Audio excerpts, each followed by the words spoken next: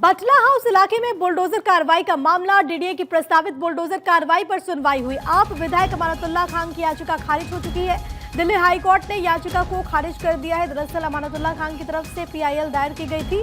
याचिकाकर्ताओं की ओर से सलमान खुर्शीद ने समय मांगा। हाईकोर्ट ने पीड़ित पक्षों को याचिका दाखिल करने को कहा। सिंगल बेंच में 3 दिन के भीतर दायर करे याचिका, ये हाईकोर्ट ने कहा। प्लॉट नंबर 279 में डीडीए की प्रस्तावित है बुलडोजर कार्रवाई और इसी को लेकर के दरअसल एक याचिका दायर की गई थी आम आदमी पार्टी के विधायक अमानतुल्लाह खान की तरफ से, जिसे खारिज कर दिया गया है।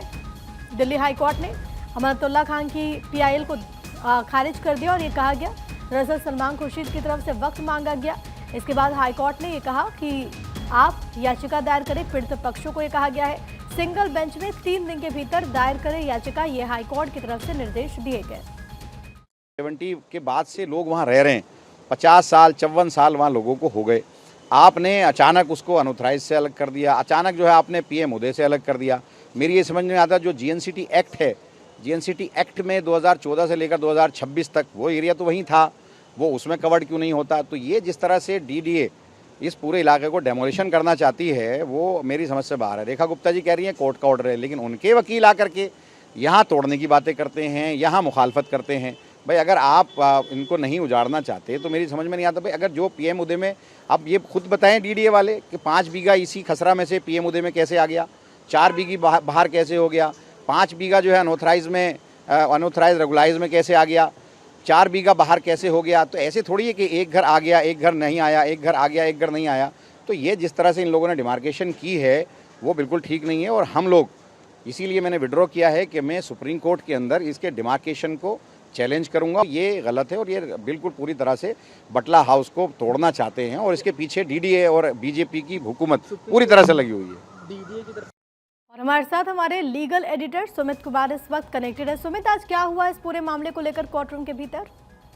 देखिए प्रिया, सीधे तौर पर जो आम आदमी पार्टी के जो विधायक हैं अमानतुल्लाह खान, उनकी ओर से जनहित जो याचिका दायर की गई थी उस पर दिल्ली हाई कोर्ट ने आज सवाल उठाया और हाई कोर्ट का साफ तौर पर कहना था कि इस पूरे मामले में जनहित याचिका पर सुनवाई का कोई मतलब नहीं रह जाता है। चूंकि ये पूरा मामला किसी इंडिविजुअल परिवार का है, ऐसे में पीड़ित पक्ष को हाई कोर्ट आना चाहिए था और पीआईएल में विधायक आते हैं तो उन्हें नहीं सुना जा सकता है।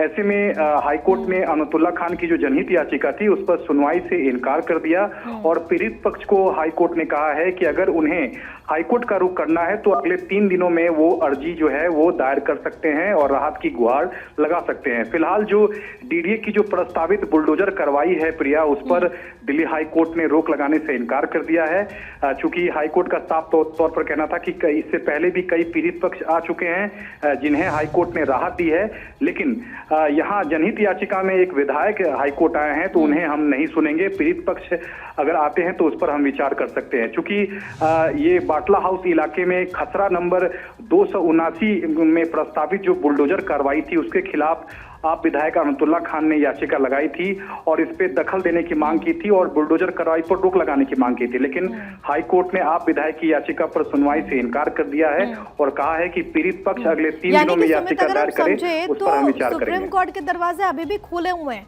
जो लोग पीड़ित हैं वो याचिका दायर कर सकते हैं इंडिविजुअली, लेकिन पीआईएल यानी कि जनहित से जुड़े जो याचिका दायर की गई थी उसको सिर्फ खारिज किया गया है। बिल्कुल, हाईकोर्ट का साफ तौर पर कहना था कि ऐसे मामले में जनहित याचिका का कोई मतलब नहीं रह जाता है, क्योंकि ये किसी पार्टिकुलर पर्सन की संपत्ति को एक तरह से बुलडोजर कार्रवाई की जा रही है। तो ऐसे में पीड़ित पक्ष ही अगर कोर्ट आएगा तो वो बेहतर होगा, उसे हम सुनेंगे। लेकिन जनहित याचिका में कोई दूसरा पर्सन विधायक अगर आते हैं हाईकोर्ट तो उन्हें हम नहीं सुनेंगे।